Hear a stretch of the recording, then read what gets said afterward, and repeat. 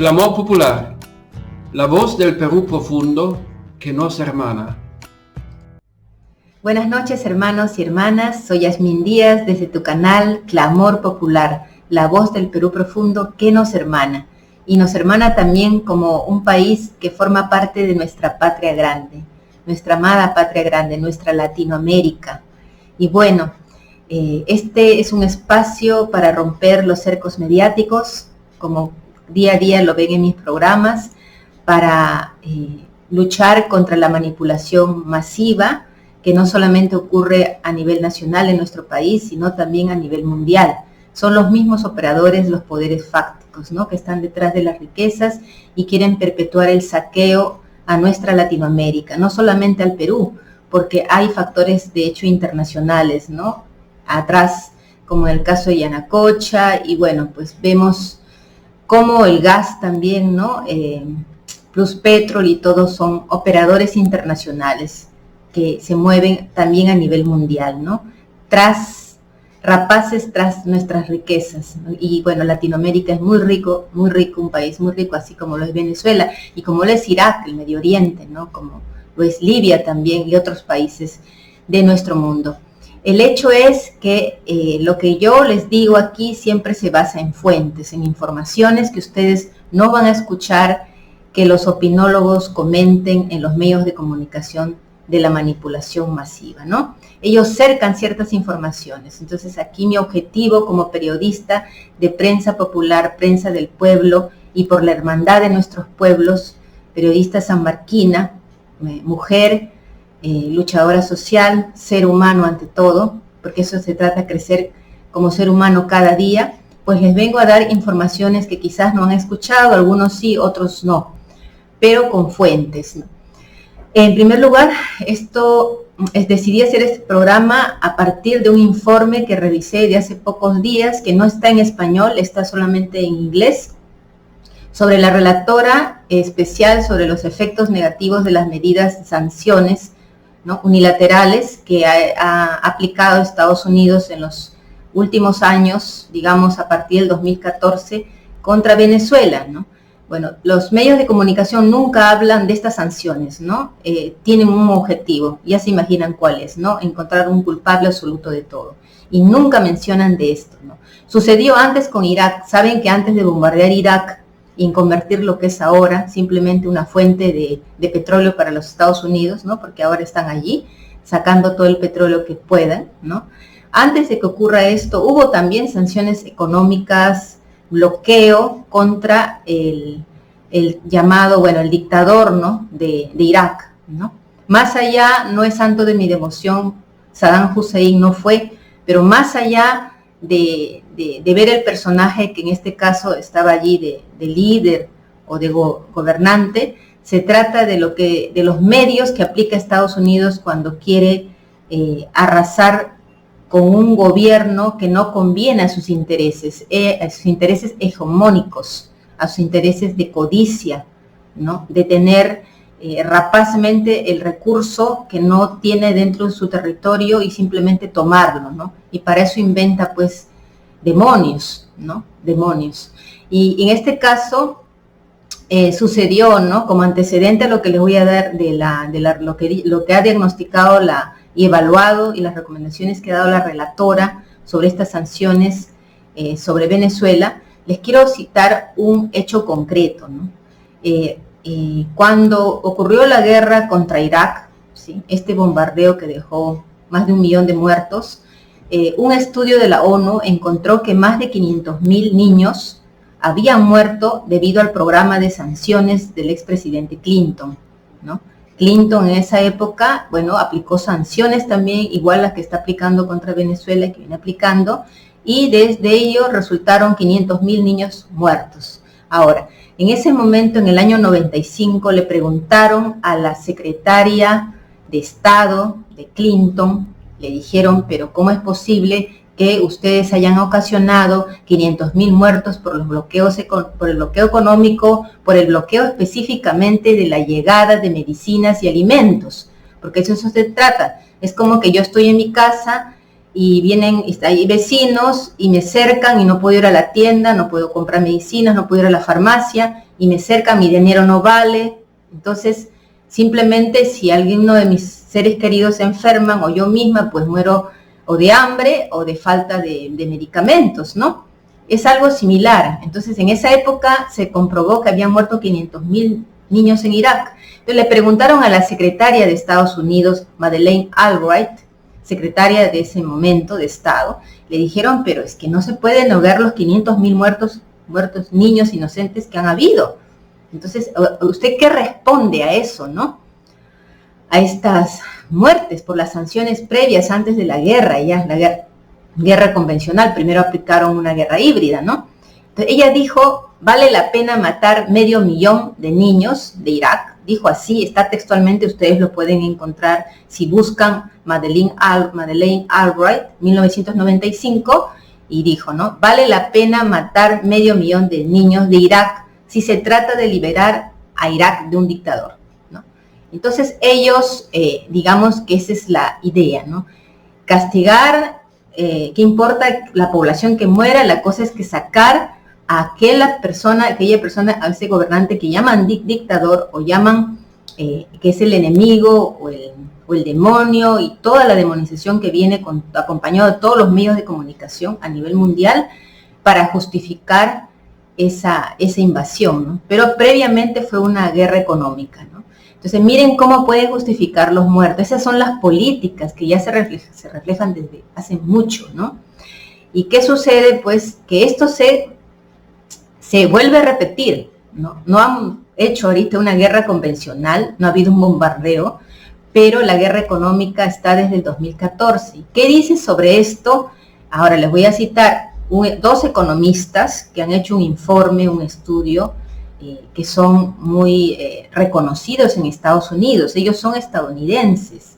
Me refiero a Jeffrey Sachs, Premio de Economía Global y Premio Planeta Azul. Él tiene estos galardones, ¿no? Es un economista muy reconocido en Estados Unidos. ¿Y qué dice sobre la actual guerra económica, sanciones, ¿no? Contra Venezuela? No es una persona del gobierno de Venezuela, no es una persona de aquí, digamos, un simpatizante como Guillermo Bermejo de la Revolución Bolivariana, no. Es un economista reconocido, ¿no? Mundialmente, y que es estadounidense, ¿no? Y que vive en Estados Unidos. Ha dicho, estamos ante un genocidio que implica la aniquilación o exterminio sistemático deliberado de un grupo social por motivos políticos. Son aproximadamente 40,000 las muertes a cuenta del cerco económico.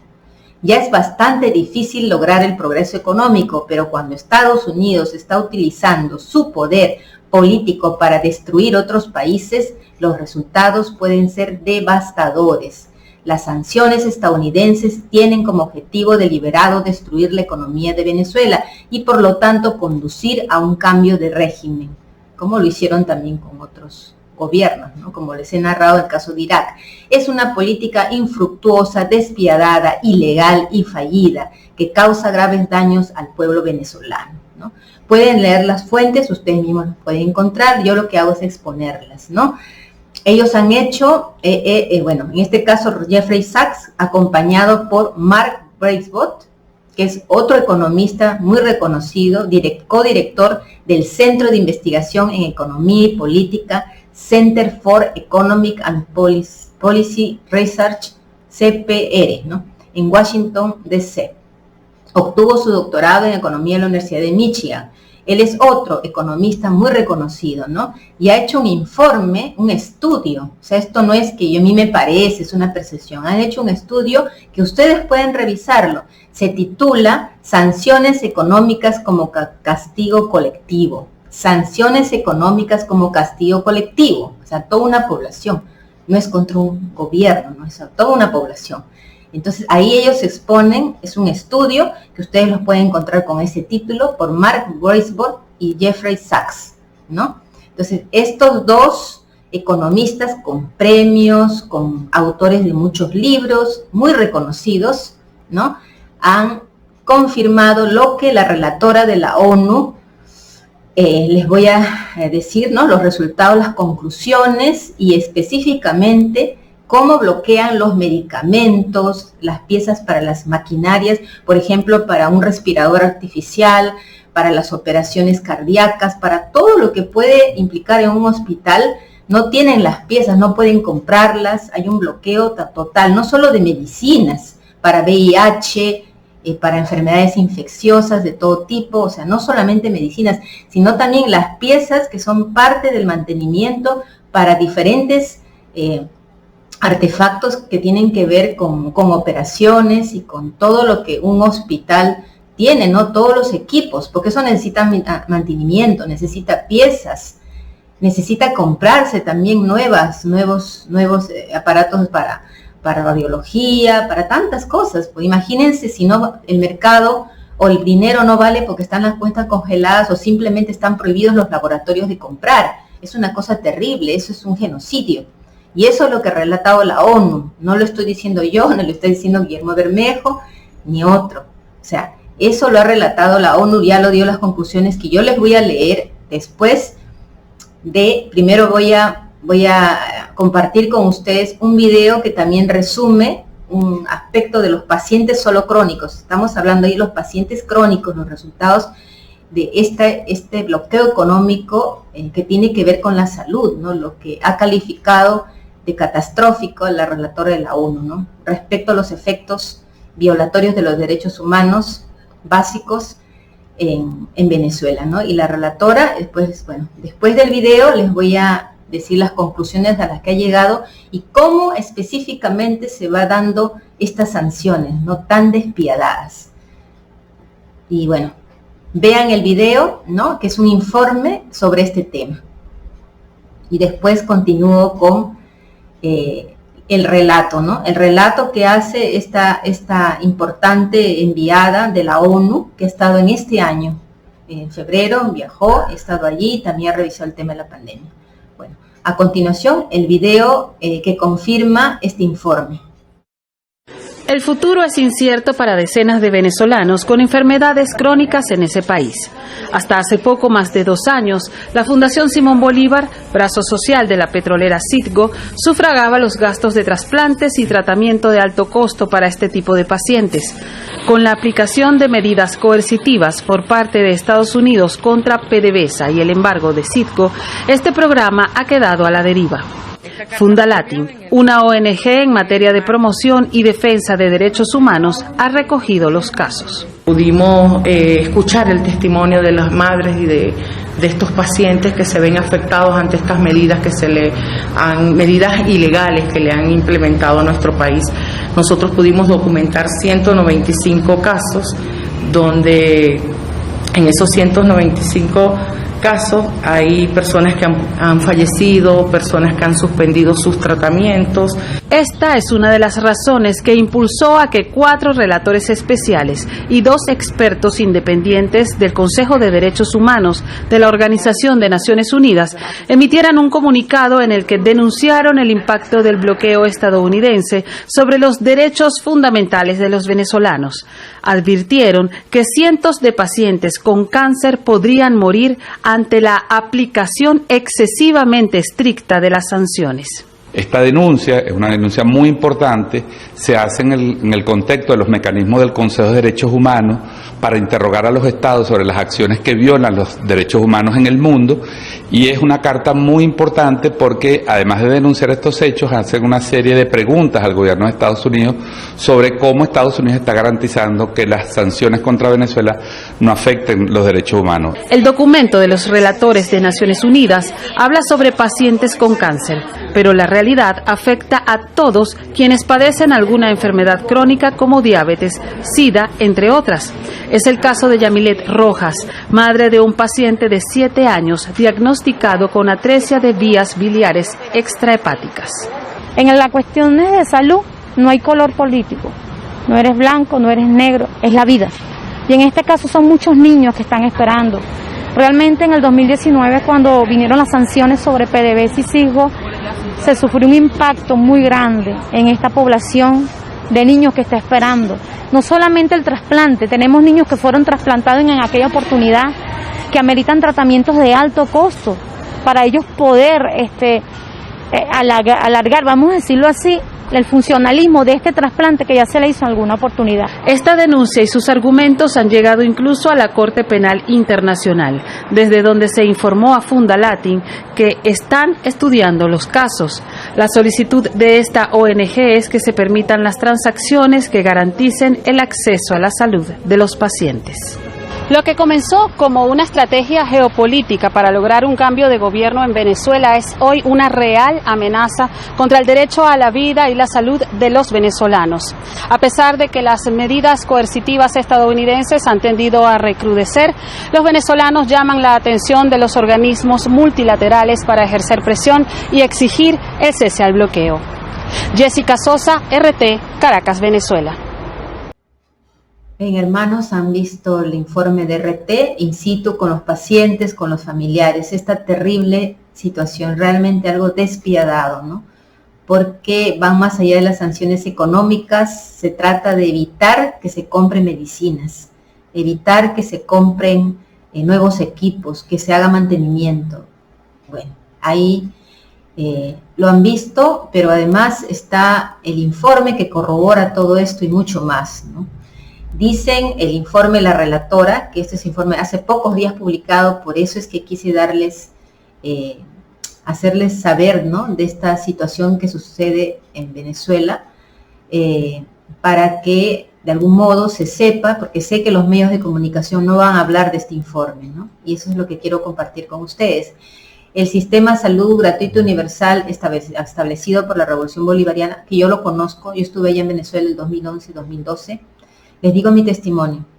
Yo llegué con $100 en el bolsillo de bolsa de viaje, nada más, a La Aventura, 2 catedráticos de la Universidad San Marcos, amigos míos, Winston Orrillo, doctor en letras, Winston Orrillo, y Gorky Tapia, también otro maestro.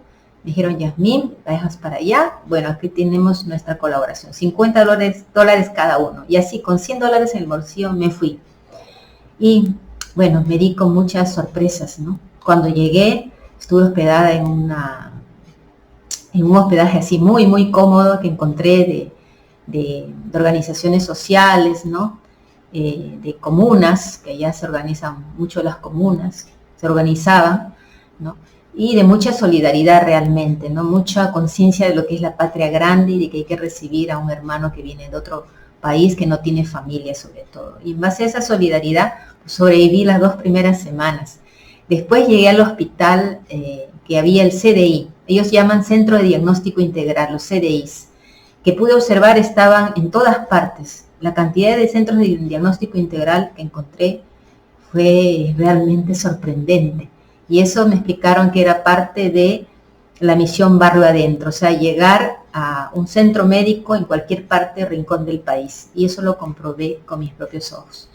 Y bueno, llegué al Centro de Diagnóstico Integral de la Universidad Bolivariana. Era un hospital prácticamente dentro de la universidad. Entonces yo dije, ¿me atenderán? ¿No me atenderán? Porque yo venía, pues, salía de aquí, Perú, que todo lo cobran, ¿sí? O sea, prácticamente, si quería hacerme un análisis de sangre, bueno, al menos ahora hay CIS que se han implementado en los últimos años, pero yo les hablo del año 2011, donde no había un CIS, ¿no? Entonces, ni había ni esperanza, ¿no? Todo había que pagar, ¿no? Hasta por un análisis simple de sangre.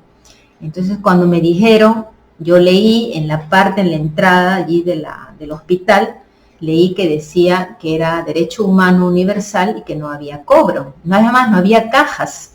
Así que uno está acostumbrado a ver la caja, ¿no? En solidaridad, en los hospitales, uno ve la caja, hay que pagar.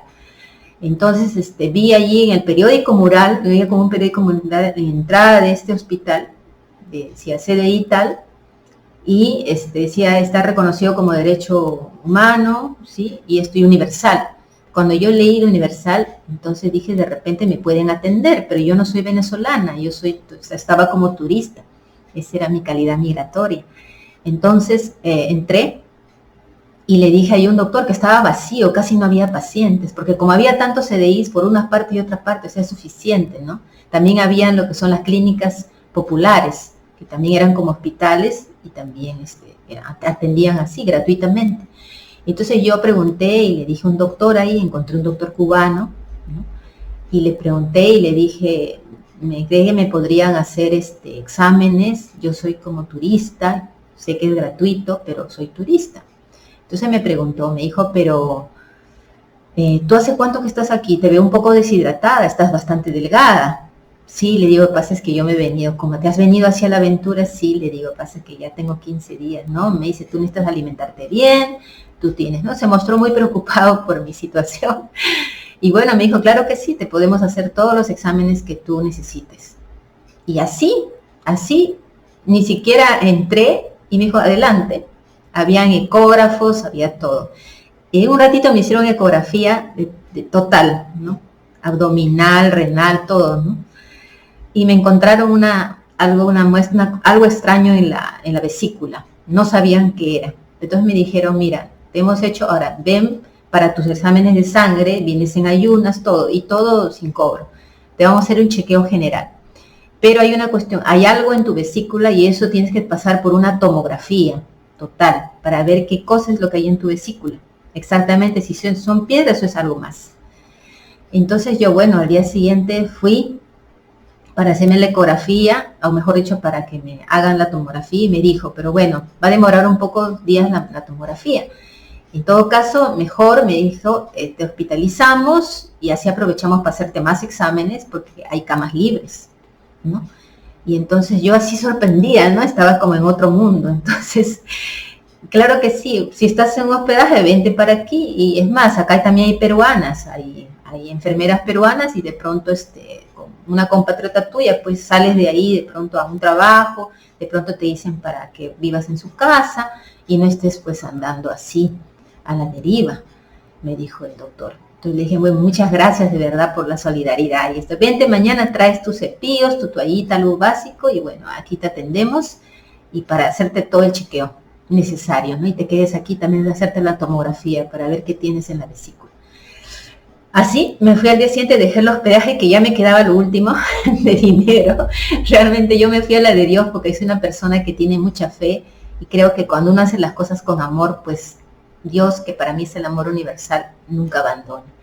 Les cuento esta experiencia así con toda sinceridad. Entré al hospital, me pusieron en una cama, me chequeaban, me daban desayuno, almuerzo, las enfermeras venezolanas, cubanas también. Conocí una maravillosa mujer de apellido como el mío, Gavilán, peruana, ella, enfermera. Con ella, bueno, salí después de 10 días, me llevó a su casa, allí le estuve apoyando. Y bueno, después fui donde ya a la casa de una periodista Induanderi y ahí colaboraba con ella y bueno, así me ganaba el pan de cada día. Fue toda una película la que viví, pero yo me refiero a este tema de que fui atendida y me encontraron sí piedras en la vesícula. Felizmente no era otro tipo, no era tumor, en mi caso parecido, pero ellos tuvieron que comprobarlo. Me hicieron todos los análisis habidos y por haber. Realmente fue todo.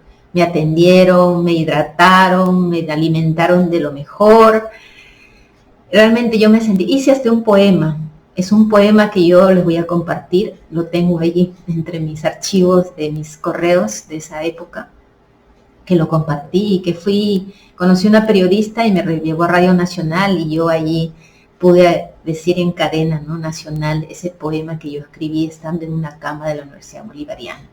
Además también me medí la vista, habían varios sitios donde medirse la vista y me dieron un par de lentes, unos lentes muy bonitos que pude escoger, unos rosaditos y después unos míos atigrados, ¿no? Y fueron experiencias realmente que hoy día no puedo contárselos todo, pero realmente marcaron mi vida porque yo vi otro mundo y además la calidad humana, ¿no?, de los doctores cubanos, de los médicos, las enfermeras, de todo el personal también venezolano.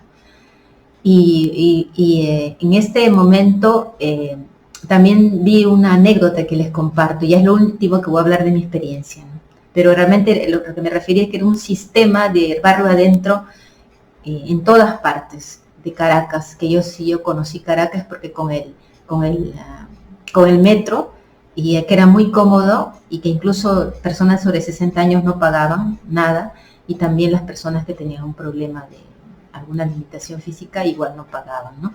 Pero por lo demás era muy cómodo, entonces yo me movilizaba desde los barrios más populares como Petare hasta los barrios más pitucos como hasta se me viene el Rey Ruiz, no se me viene el nombre de este barrio, porque también lo visité, para explorar, ¿no? Toda la realidad, hablar con la gente en las calles, ¿no? Estuve un buen tiempo, como 6 meses, después volví, estuve otros 6 meses, hasta que regresé, ¿no? Aquí, porque mi madre me necesitaba, tenía que cuidar de su salud, porque yo soy una hija de aquellas que quiere estar con su madre hasta el final de sus días, ¿no? Mi madre tiene 88 años ahora. Bien, entonces vi ese barro adentro, ¿no? Cómo eran los hospitales, y la anécdota que les quiero contar es la anécdota que vi cuando una señora, muy emperifollada ella, se notaba que tenía mucho dinero, llegó de emergencia, así, a la sala donde yo estaba también hospitalizada, y dijo, no, vino con su madre, que estaba pues con un ataque de diarrea tremendo. La señora tenía más de 80 años, en silla de ruedas. Lo que pasa es que ella no había podido llegar a una clínica porque le dio el ataque justamente, diarreico, allí, ¿no? O sea, cerca a este CDI de la Universidad Bolivariana. Entonces ella no le quedó otra, la emergencia, entró. Entonces las enfermeras inmediatamente, yo tuve que realmente desalojar, o sea, como yo me podía parar normal, yo podía caminar, me tuve que salir porque el hedor era tremendo, ¿no? La señora tenía un problema, me imagino, fuerte, ¿no? Porque le había pasado eso. El hecho fue que le atendieron de lo mejor, realmente una cosa muy, muy impresionante lo que vi. Y la señora, delante mío allí, entró la hija y dijo, ¿cuánto les debo? Esa fue la pregunta, yo me quedé observando, fui testigo de eso. Le dijo, ¿cuánto les debo? Le dijo, gracias, mi madre la han atendido, estoy muy agradecida, fabulosamente. La señora ya estaba ya recuperada, siguió hospitalizada, dijo, tiene que quedarse aquí, está así, así. Le limpiaron todo, bueno, ya se pueden imaginar con así, ¿no? Con la calidad humana que los caracteriza. La señora impresionadísima, y era de ahí, era venezolana, solo que era de un barrio de gente con dinero, mucho dinero. Y dijo, no, ¿cuánto les debo, por favor? Dijo, no, señora, lo que pasa es que aquí no tiene que pagar nada, es un derecho humano, es el derecho humano de su madre y de usted. No, acá no hay caja, no hay un concepto de la salud como algo comercial, sino como derecho humano. La señora se quedó así rojita, y miraba para los lados. Muchas gracias, dijo, pero en verdad se quedó así absorta. Después yo, por supuesto, como periodista, fui a ver a la señora. Y le dije, eso sí, me levanté en la cama normal, porque yo en verdad no tenía nada grave, sino me habían querido ayudar, nada más, para hacerme todos los chequeos y algo hidratarme, sobre todo me vieron, y sobre todo los zancudos me habían comido las pantorrillas, porque andaba con unos vestidos muy delgados por el calor y las lluvias. Y entonces le dije a la señora, sí, me dice, estoy realmente impresionada, tan agradecida, han atendido a mi mamá con un cariño y encima está muy bien, perfecta, ya la voy a poder recoger mañana. Y realmente no conocía esta realidad. Lo que pasa son personas que viven aisladas, de mucho dinero, gente quizás generosa, pero igual, ¿no? Solamente ven lo que los medios de comunicación en ese momento le decían de los CDIs, ¿no? Eso que ya le llaman globoterror, es un medio de comunicación que tiene mucho poder, como es el comercio, como es Willax. Entonces, bueno, también allá los medios de comunicación, la mayoría es un monopolio también, el 80% es privado y son pues enemigos del gobierno, ¿no? En ese momento, sí, ya era así eso. Entonces, bueno, imagínense, ¿no? Salí acá del hospital agradecida y bueno, seguí investigando este proceso, ¿no? Y tengo fotos, lamentablemente de mi CPU, mi disco duro, ahora quiero recuperar la información de todas las vivencias que tuve, ¿no? Visitando cada misión y sobre todo Barro Adentro fue algo particular para mí, una experiencia muy emocionante realmente. Y el poema que hice les voy a compartir, ¿no? Un poema que hice después que sucedió de esta señora también, ¿no? Y bueno, para continuar, ¿no? El sistema, como les he descrito, y yo soy testigo, ¿sí? El sistema de salud gratuito y universal establecido por la Revolución Bolivariana, porque así era, y universal no solamente a los venezolanos, sino también a cualquier ser humano. Me incluyo yo porque yo llegué como turista y solo con mi pasaporte me dieron todas esas facilidades. Es más, antes de venirme me hice un examen de bilirrubina, todo lo que es hígado, y no lo recogí, no tuve tiempo y me tuve que venir para aquí regresar, ¿no? Aproveché hasta donde pude, ¿saben? Como en feria. Bueno, y dicen, ¿no? Severamente socavado por la crisis del petróleo, ¿no? O sea, el sistema de salud ahora ya no es el mismo, ¿no? Se ha deteriorado aún más desde el 2017 en medio de las sanciones económicas y financieras. Incluso sí, gracias a su infraestructura y resiliencia humana, ha seguido conservando una capacidad que puede movilizarse y apoyarse para implementar acciones correctivas inmediatas. Las preocupaciones incluyen una grave insuficiencia de medicamentos básicos y vacunas. Terrible. El crecimiento de su precio, la escasez de electricidad para suministrar equipos por la guerra cibernética, la escasez de agua y los problemas relacionados con la higiene y el saneamiento, el deterioro de la infraestructura y el equipo debido a la falta de mantenimiento, la ausencia de piezas de repuesto para repararlos porque no las venden, la falta de disponibilidad de nuevos equipos debido a la falta de recursos o la negativa de los proveedores a vender o entregar, la falta de equipo de protección contra enfermedades infecciosas. Con los datos proporcionados por el gobierno y las autoridades de inmigración de los países de acogida y las ONG, las cifras de Venezuela dependen casi por completo de medicamentos. O sea, ellos dependen de los medicamentos e insumos médicos del extranjero, así como nosotros dependemos del extranjero. Las sanciones han bloqueado las compras de artículos como albumina humana, inmunoglobulina y otros productos sanguíneos, afectando, por poner un ejemplo, si a 5.859 personas que padecen hemofilia y síndrome de Guillain-Barré e incluso antibióticos, ¿no? Tampoco no pueden ser tratados porque no se puede comprar esos medicamentos. La Federación Farmacéutica de Venezuela reportó escasez del 85% de medicamentos. Eso es terrible. Esto ha llevado a la muerte de muchas personas con enfermedades prevenibles o tratables, sin mencionar las condiciones de salud crónicas, y ha puesto a unas 300.000 en riesgo de muerte porque no han podido obtener sus medicamentos y tratamientos durante más de un año. Cuando yo estuve allá existía una farmacia donde daban medicamentos gratuitos. Uno iba y pedía y uno obtenía los medicamentos gratuitos. Estaban cada vez mejor implementando las farmacias. Otros efectos nocivos incluyen el creciente problema del embarazo adolescente, que está aumentando a un nivel de crisis con niñas de 12 a 13 años que quedan embarazadas en medio de la falta de acceso a la información y el uso de anticonceptivos, y el aumento del VIH-Sida debido a las relaciones desprotegidas, ¿no? Las sanciones han dado lugar al bloqueo de transacciones. Todo esto es porque las sanciones han dado lugar al bloqueo de transacciones destinadas a la compra de medicamentos en el extranjero. Esto impidió la compra de reactivos sanguíneos en 2020 para 2.586.106 pacientes en 2020, ¿se imaginan? Esto es un genocidio. Y otros 123.000 que necesitaban transfusiones de sangre, según la Defensoría del Pueblo. El bloqueo de la inmunoglobulina privó a más de 200 niños que sufrían de síndrome de Kawasaki. La obstrucción a la compra a través de las OPS de vacunas contra la meningitis, el rotavirus, la malaria, el sarampión, la fiebre amarilla, la influenza privó a 2.600.000 niños de estas vacunas. Tampoco no hay vacunas para otras enfermedades. Además, el bloqueo de las compras de antibióticos. Bloqueo de compra de antibióticos. ¿Se imaginan qué haríamos nosotros? Anestésicos y tratamientos antituberculosis. Impidió 180.000 operaciones quirúrgicas. Y esto no lo dice el relator de la ONU, que ha comprobado in situ en los hospitales, así como ha ido a RT, una pequeña muestra, ha estado ahí. Buen tiempo para saber todo lo que ocurre ahí realmente. Las encuestas realizadas por actores estatales y de la sociedad civil en los últimos 5 años muestran un aumento de los niveles de mortalidad materna e infantil, la reanudación o propagación de enfermedades prevenibles como el sarampión y la difteria, el creciente número de enfermedades infecciosas como el paludismo y la tuberculosis y altos niveles de inseguridad alimentaria y desnutrición infantil.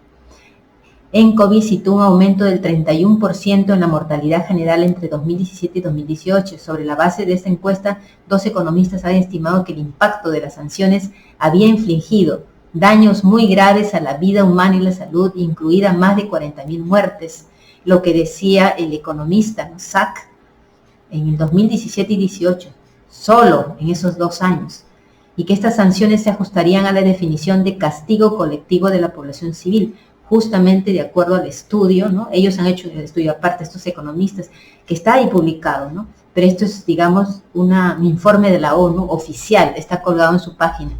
Aunque esta cifra es una estimación, apunta a un panorama mucho más angustioso, o sea, es solamente un aproximado. La relatora especial toma nota de una ligera mejora en las situaciones de mortalidad neonatal y materna, en ese caso porque se han activado cooperaciones humanitarias de la UNICEF, la OPS, la Iglesia y otras organizaciones humanitarias que se han enfocado para salvar la mayor cantidad de vidas, solamente alcanza para mortalidad neonatal y materna, neonatal, ¿no? Y materna. Pero lo demás, o sea, eso es un poco que han logrado, digamos, superar, ¿no? Mejorar, pero por intervenciones ya de la Iglesia, ¿no? Otras organizaciones humanitarias que a ellos no les prohíben, ¿no? Estas compras de medicamentos y lo demás. Para tomar un ejemplo concreto, la congelación, solo con la congelación y desvío de activos de Citgo, la subsidiaria de PDVSA en los Estados Unidos, ha impedido que los niños reciban trasplantes de hígado, riñón y médula ósea en hospitales. Ahora, ¿qué sucede? Que el gobierno desde la época de Chávez pagaba a los enfermos que están en el extranjero o a las personas que tenían una enfermedad y necesitaban una operación en el extranjero, algo mucho más complicado, una cirugía más compleja, pues ellos podían viajar a Argentina o Italia, hacerse la operación y a través de Citgo el gobierno venezolano pagaba esa operación. O sea, es como que ahorita yo necesito operarme de algo complejo y viajo a Italia, ¿no? Y la operación me la paga el gobierno peruano. Entonces, esa era una política desde la época de Chávez. Entonces, allá se podían operar en el extranjero y el gobierno pagaba, ¿no? Para proteger a su población. En este caso, eso ha seguido hasta el último, solamente que por las sanciones ha impedido que niños que han podido ser operados en Argentina, en Italia, por ejemplo, y que iban a recibir trasplantes de hígado, riñón y médula en hospitales extranjeros, bajo un programa financiado por el Estado, lo que les he explicado, y yo sé de eso porque yo he estado ahí, medio año un año y medio año otro año, ¿no? Más de 500 niños tuvieron trasplantes de este tipo en Italia y Argentina. En los últimos 12 años ha habido estos trasplantes, hasta que el programa se ha detenido abruptamente debido a las sanciones del 2017. O sea, ya del 2017 no pueden pagar las operaciones, y si no hay pago, no hay operación, ¿no? Los pagos ya no podían efectuarse, ya que los activos estaban congelados y el acceso al sistema bancario internacional bloqueado para pagar estas operaciones.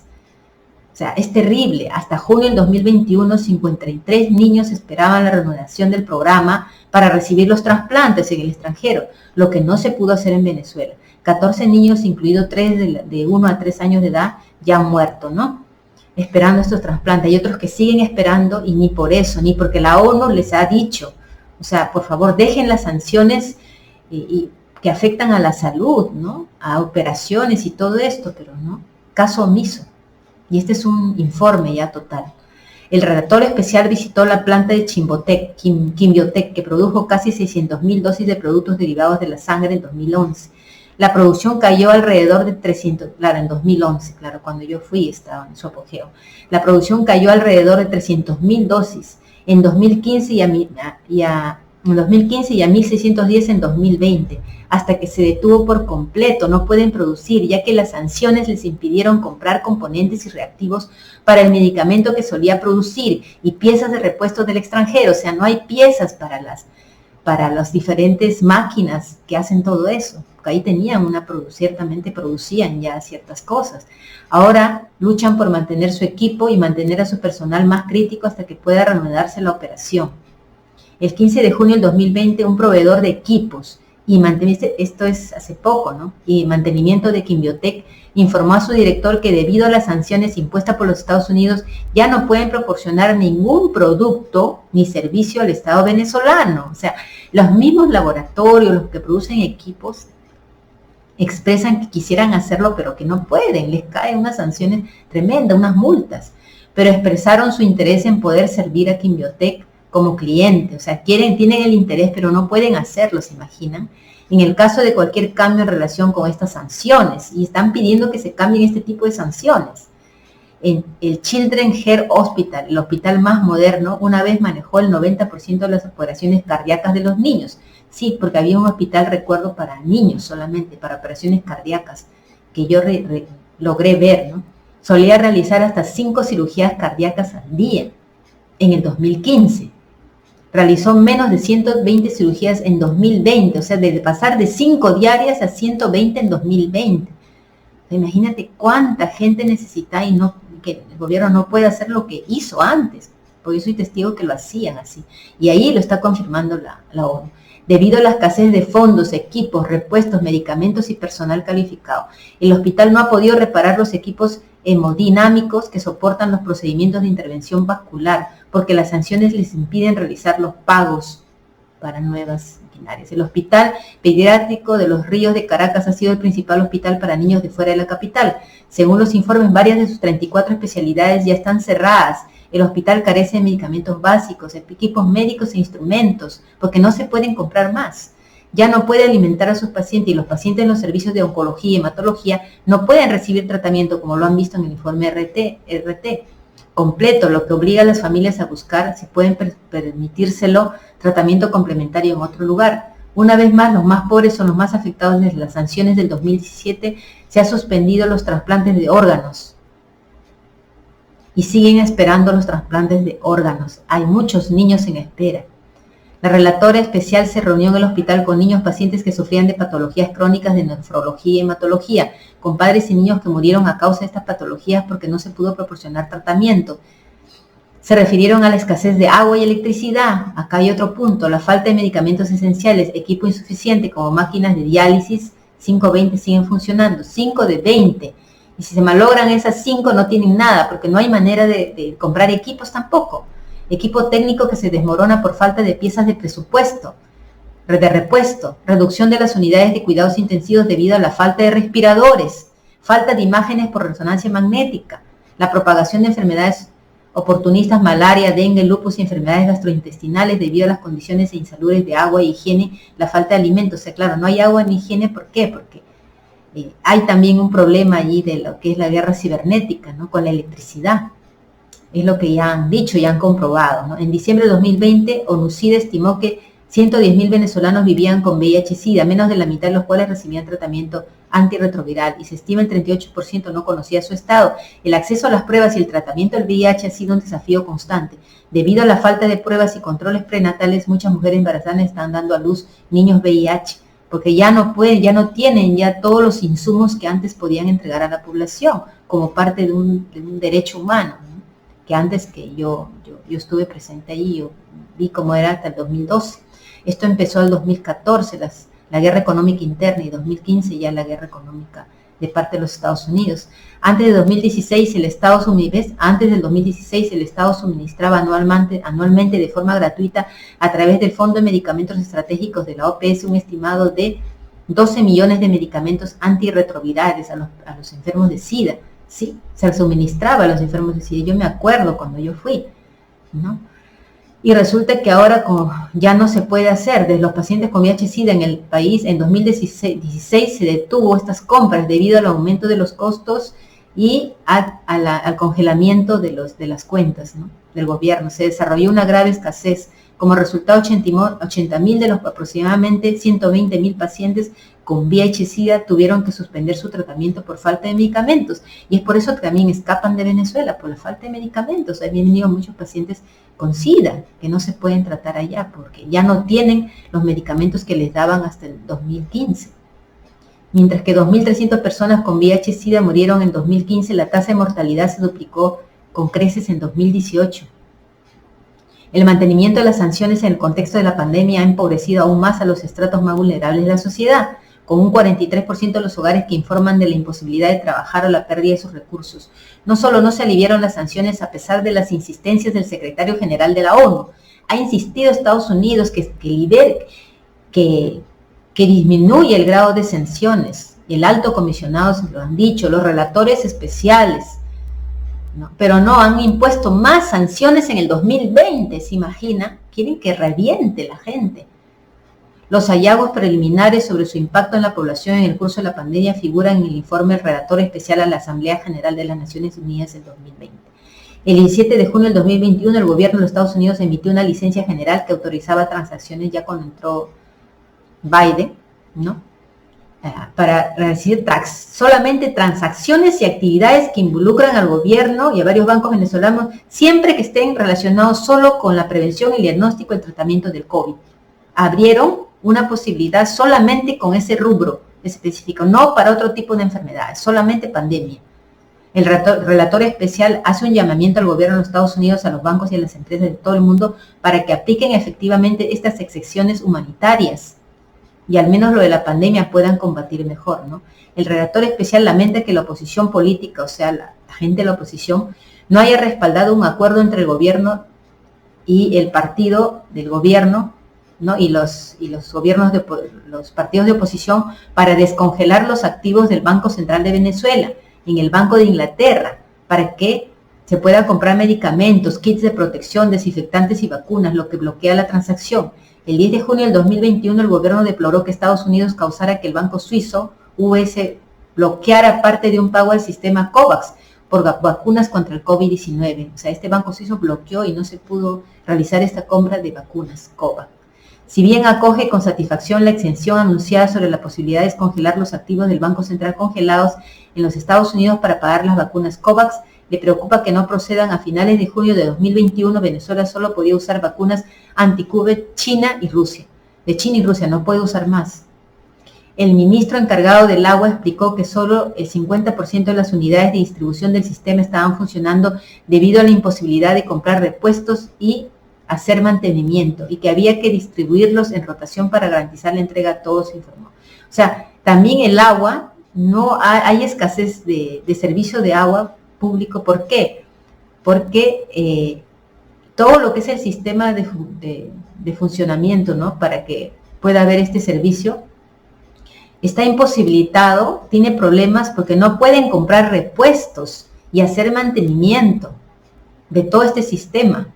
Entonces hacen lo que pueden, ¿no? Claro, si hay repuestos a nivel de todos los ámbitos de un país, ¿qué sucede? Es un colapso en todo, no solamente es agua, eléctrico, en salud, etcétera.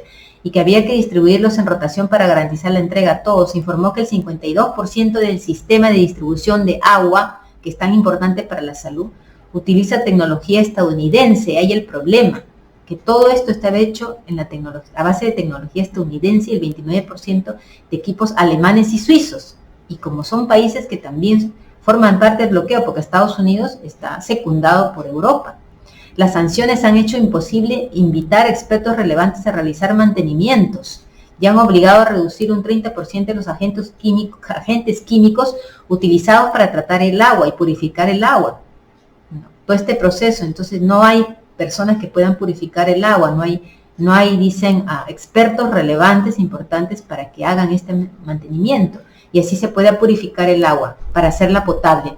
La compañía china restante, Sino Hydrocorp, se va porque no se pudieron realizar pagos debido a transacciones bloqueadas. O sea, tampoco le pueden ni pagar a los chinos porque el banco está bloqueado. El ministro confirmó la fuga de cerebros de expertos, claro. Como no, hay gente experta que ahí trabajaban, ¿no? Hacían un trabajo eficiente, ingenieros, técnicos experimentados, pero se van simplemente a otros países. La consiguiente escasez de agua y agua insalubre tiene consecuencias adversas en los derechos a la vida, la salud y la higiene.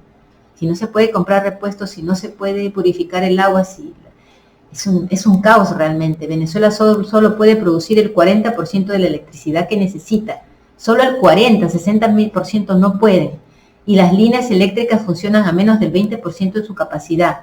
De las 195 unidades de producción de electricidad, 31 han dejado de funcionar. ¿Por qué? Porque todo esto es digitalizado, ellos lo tienen digitalizado. El sistema eléctrico también enfrentó 4 ataques cibernéticos, o sea, por esto. Han recibido 4 ataques cibernéticos por parte de Estados Unidos, directamente a su sistema digital, y eso está comprobado por la ONU. No es una versión que no sea oficial. En 2019 que provocaron apagones, pero esto ya dejan el sistema cibernético dañado.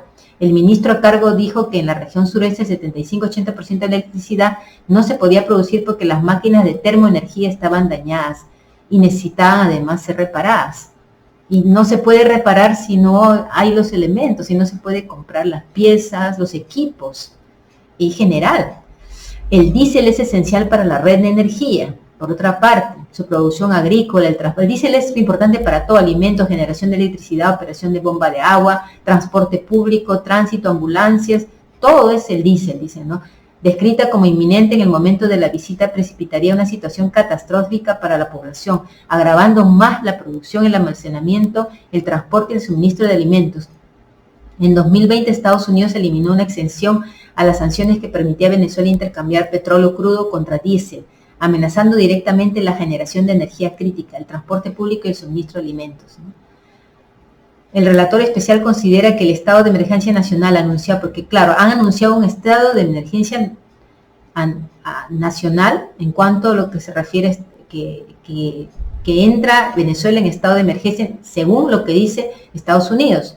O sea, entró en este estado de emergencia, declararon Estados Unidos a Venezuela en marzo de 2015, o sea, ellos declaran estado de emergencia, ¿no? Como motivo para introducir sanciones contra Venezuela, ¿no? O sea, a partir de ahí es que empezaron las sanciones con más fuerza.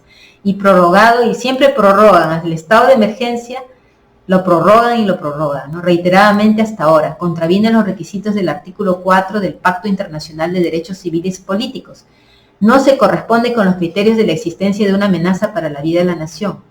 La limitación de las medidas a las exigencias de la situación, su duración limitada, la ausencia de discriminación, la prohibición de derogar el derecho a la vida y la prohibición de castigar la actividad que no constituye un delito penal. Esta preocupación se planteó en una comunicación de varios expertos en derechos humanos en la ONU el 29 de enero del 2021. Hasta la fecha no se ha recibido respuesta a esa comunicación. En Estados Unidos hace caso omiso. Subraya que las preocupaciones humanitarias deben prevalecer siempre sobre las políticas y que las medidas unilaterales solo pueden adoptarse teniendo debidamente en cuenta el Estado de Derecho, los derechos humanos, el derecho humanitario y el derecho de los refugiados. Deben cumplir con las obligaciones jurídicas internacionales de los Estados y solo pueden aplicarse en el curso de contramedidas internacionalmente legales. Recuerda que las evaluaciones preliminares y continuas del impacto humanitario deben hacerse en el curso de cualquier medida unilateral, ya que ninguna buena intención justifica la violación de los derechos humanos fundamentales como daño colateral. Ellos llaman daños colaterales, ¿no? ¿Qué es esto? Y también, bueno, ya les dije en Irak, ¿no? Justificaron en ese momento, antes de la invasión a Irak, primero murieron 500.000 niños por las bloqueo económico, bloqueo de medicinas y de alimentos. Y después vino el bombardeo. Espantoso, ¿no? Cómo esta potencia desata infiernos.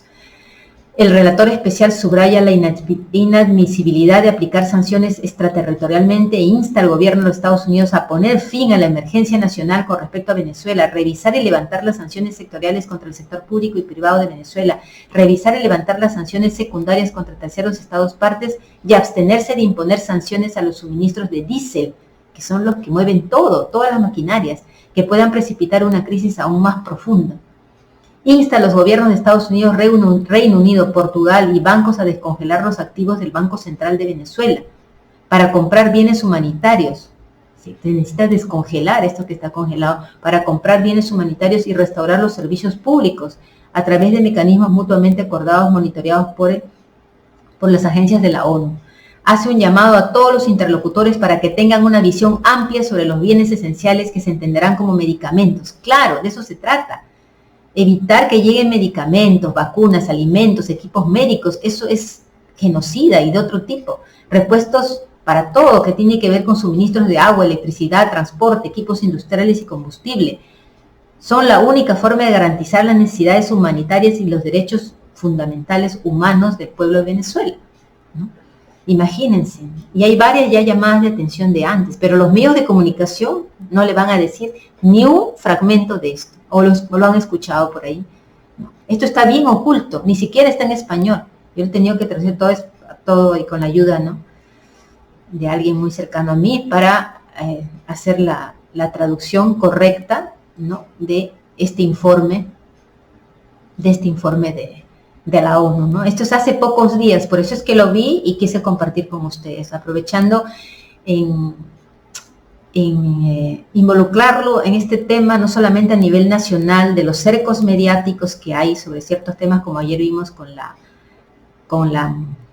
congresista, la presidenta del Congreso, esta señora, que los medios de comunicación no dicen absolutamente nada de la intoxicación, de los delitos, del delito que ha incurrido, ¿no? De las faltas graves y de cómo el supuesto órgano de fiscalización pues no ha archivado el caso aparentemente porque no se han pronunciado más. Eso ocurrió hace meses, la complicidad de funcionarios, ¿no? Y que esto también es corrupción, y además de las medidas explotadoras, ¿no? Del proyecto de ley anticlase trabajadora, ¿no? Contra los trabajadores, ¿no? Esta reforma laboral.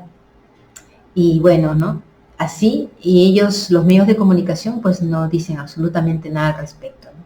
Bueno, para finalizar este programa, bueno, les he leído porque es algo que es puntual, concreto, para que vean y lo puedan ustedes revisar también.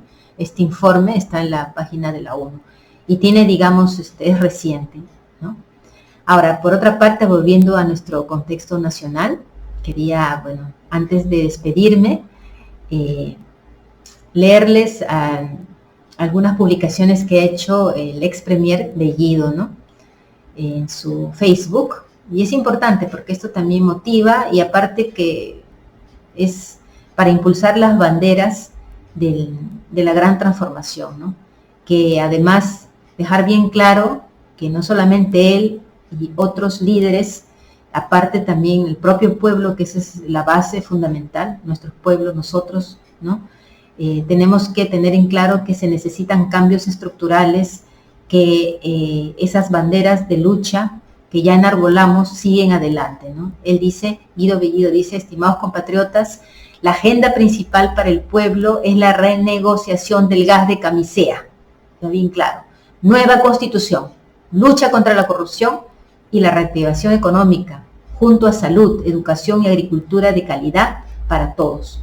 El pueblo no tolerará traiciones. Y es una buena advertencia, ¿no? Para el presidente que no sigue escuchando las sirenas, el canto de sirenas, ¿no? Por más que le pinten la cosa muy bonita, de pronto pienso que no conoce al real enemigo, ¿no? No tiene, digamos, una formación política tampoco. Y no sabe cómo operan, ¿no? Cómo opera la derecha, cómo infiltra el poder.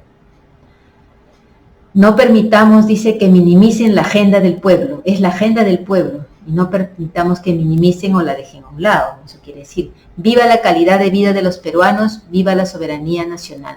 Debemos velar celosamente por nuestros recursos, porque el futuro de nuestras generaciones está en juego. No les heredemos entreguismos y conformismos. Muy bien dicho, nuestras generaciones futuras no merecen eso, ¿no? El conformismo y el entreguismo, que no cesa, ¿no? Que continúa desde siglos atrás. Recuperemos lo nuestro, y dice al final comparte, y por eso lo estoy compartiendo, porque me parece un mensaje importantísimo. Bien, bueno, eso fue todo por el día de hoy. Quise tratar este tema porque también tiene que ver con la manipulación mediática, con el cerco mediático, ¿no? Que hay que romper, ¿no? De eso se trata, y no solamente a nivel nacional. O sea, esto que vemos, cómo operan los medios, cómo son, no solamente Canal 4, 2, es la CNN, es la Fox, y son todos los medios a nivel mundial. Hay también grandes monopolios. En la misma España está el grupo Prisa, que es dueño de monopolio, es un monopolio en España también, y tiene varios medios de lo que es dueño en Latinoamérica, el grupo Prisa, que son muy allegados también a Vargas Llosa. Ahí también hay un poder con las casas editoriales. Es como un pulpo realmente, tentáculos a nivel mundial, ¿no? Son los grandes poderes fácticos los que dominan el mundo, ¿no? Los que toman las decisiones, y bueno, pues necesitan nuestros recursos naturales de países ricos. Si no fuéramos un país rico no estaríamos en tantos problemas, ¿no? Mira a Venezuela, bueno, todos los recursos que tienen, ¿no? Es una riqueza exuberante, ¿no? Igual Bolivia, igual Irak, lamentablemente, no es como una maldición, es como una maldición.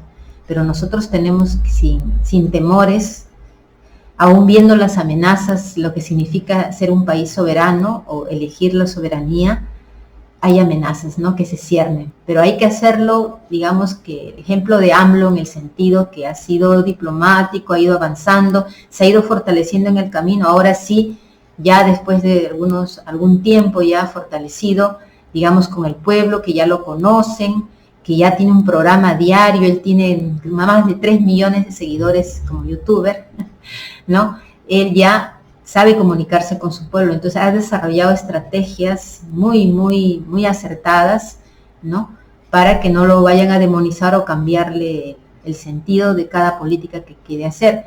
Y ahora ya está siendo claro con respecto al imperialismo estadounidense, ¿no? Y también, así como ha dicho a los españoles y a la corona española, ¿no?, que pidan perdón, también ha hablado claro, fuerte y claro sobre la soberanía de los países y ha apoyado abiertamente en contra de la voluntad de Estados Unidos, ¿no? Ahorita se muestra ya, digamos, enfrenta al tío Sam más directamente, ¿no? Y así va aplicando eso, lo que es el criterio de soberanía, de respeto que debe un pueblo a otro pueblo, ¿no? Y eso se trata, y por eso también es que ahora se han reanudado las relaciones, ¿no?, entre Perú y Venezuela, lo que a la derecha bruta y achorada, y a sus operadores fujimontesinistas como este señor González Posada, este ex apañador de Alan García, con vínculos con López Veneces y el fujimontesinismo, ¿no? Este señor González Posada, ahora he visto que hace 2 horas, 3 horas lo han entrevistado en Exitosa, esta señora Karina Noboa, para que diga que cómo es posible que Maurto haya permitido volver a que el Perú tenga otra vez relaciones diplomáticas con esta dictadura, y culpable de tanto hambre y de tanta desastre, como habla, ¿no? Y claro que Noboa nunca le va a decir, ¿y qué opina de las sanciones y del informe de la ONU? ¿Se imaginan ustedes? Eso nunca le va a preguntar a González Posada, que ahora habla también de democracia, semejante aprista, corrupto y sinvergüenza, ¿no? Esta gente, todos se rasgan la vestidura y cómo les gusta llenarse la boca de democracia, ¿no? Y estos medios de comunicación que no hablan nada de lo que está sucediendo realmente en Venezuela. Así como no hablan nada de la señora Alba, ¿no?, de cómo su empresa, cómo explota a los trabajadores, el trato, no han hecho un solo reportaje de eso. Y así también, hermanos, hay muchas cosas ocultas. Pero bueno, en la medida de mis posibilidades, yo también con mi experiencia, como les he contado, yo viajé a Venezuela, a la aventura. Bueno, también he viajado a Estados Unidos antes, he ido un par de veces, cuando había recién egresado de San Marcos en el 2000, antes de las Torres Gemelas, ¿no? Viajé, estuve 5 meses así, en la casa de un familiar, y bueno, también pude un poco tomar una percepción de cómo es el pueblo estadounidense, porque los pueblos somos hermanos, acá no hay enemigos, los pueblos somos hermanos. Otra cosa son los poderes fácticos que existen en todos los países, ¿no? La mafia financiera, porque los pueblos somos todos hermanos, aquí no hay que los gringos, los tal vez, no, todos somos hermanos, y hay mucha ignorancia también en Estados Unidos, mucha manipulación mediática, tremenda allá la educación tampoco no hay acceso como debiera ser, ¿no? Y es que no les conviene que los pueblos se eduquen, pues es la razón por la que hay gobiernos, ¿no?, que evitan no dan acceso necesario para la educación gratuita, para la educación de calidad, porque un pueblo que piensa, un pueblo pensante, pues no es fácil de dominar ni engañar.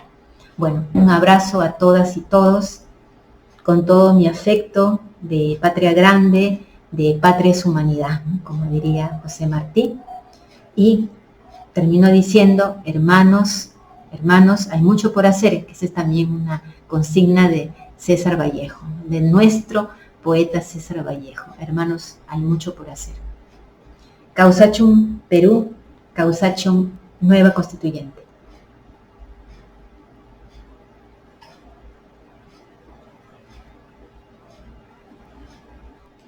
Compatriotas, hace casi 10 meses la Fuerza Armada, en el primer movimiento revolucionario de su historia, asumió el gobierno del Perú. No fue un golpe militar, fue el comienzo de una revolución nacionalista. Con ella Se inició una etapa en la vida y a su término viviremos en una sociedad nueva, distinta y justiciera.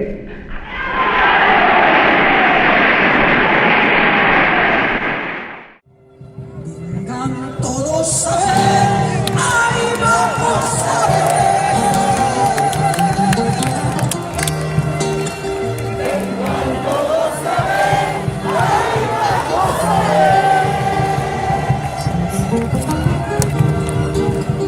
En la plaza del amarillito verde reclama, amarillito, amarillito verde reclama.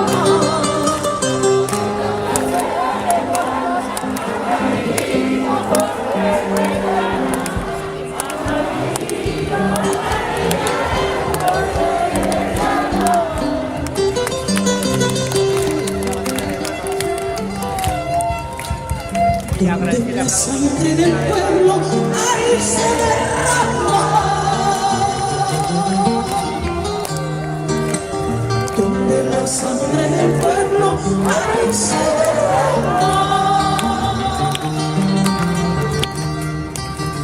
allí mismo florece amarillito, amarillito,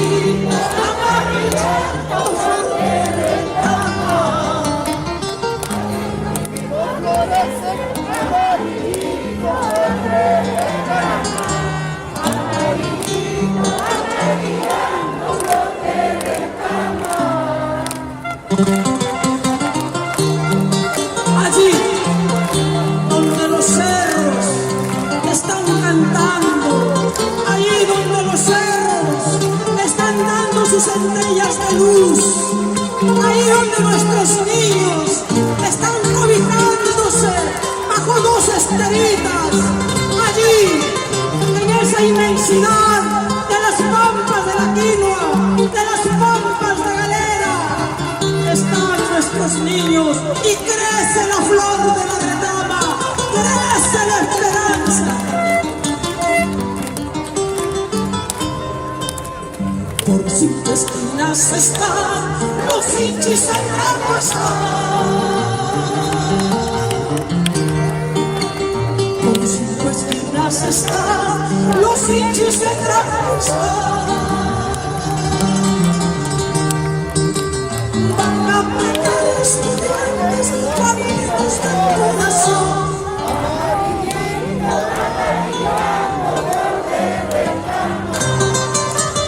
Van a matar campesinos, bandidos de corazón.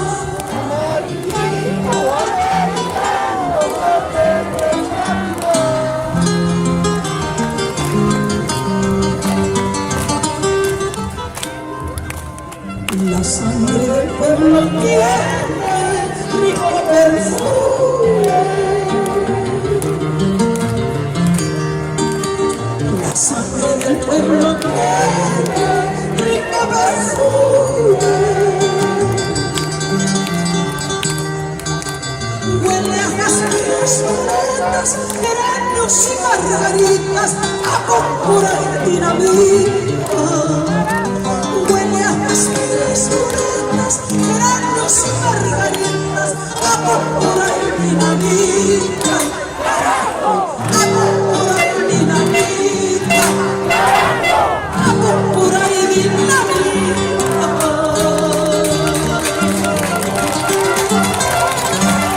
Sangre del pueblo tiene rico perfume.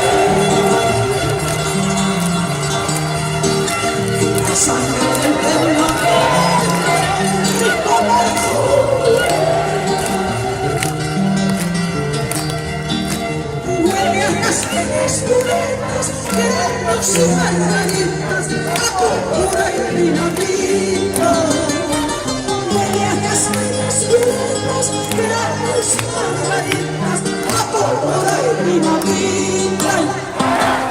A púrpura y dinamita. A púrpura y dinamita. Gracias, Señor. Se siente